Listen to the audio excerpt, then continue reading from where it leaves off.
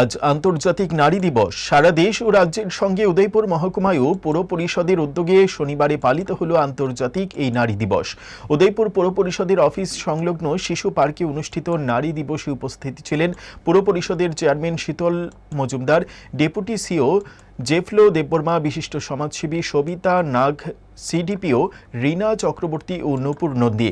উপস্থিত প্রত্যেকেই প্রদীপ জ্বালিয়ে এই দিবসের সূচনা করলেন।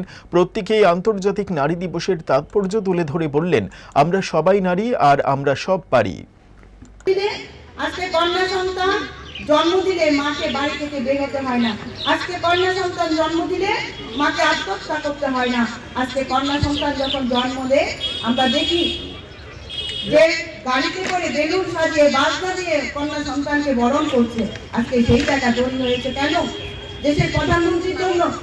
উনি দেখেছেন একটা সময় আমাদের কন্যা সন্তানের রেশিও কমে গেছিল, কন্যা সন্তানকে সমাজ পরিবার বোঝা মনে করেছিল। সেই জায়গায় দাঁড়িয়ে বিভিন্ন প্রকল্প তৈরি করে উনি আমাদের কন্যাদের সন্তানদেরকে বাঁচার অধিকার দিয়েছেন।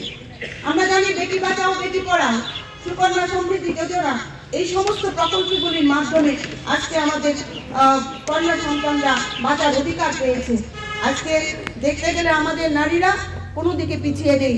আজকে আমাদের নারীরা রাষ্ট্রপতি হচ্ছেন, আজকে আমাদের নারীরা মুখ্যমন্ত্রী হচ্ছে।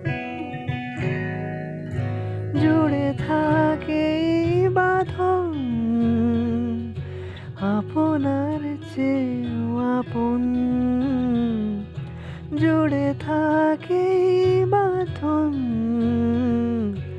আপনার চেয়েও আপন, আপনার চেয়েও আপন।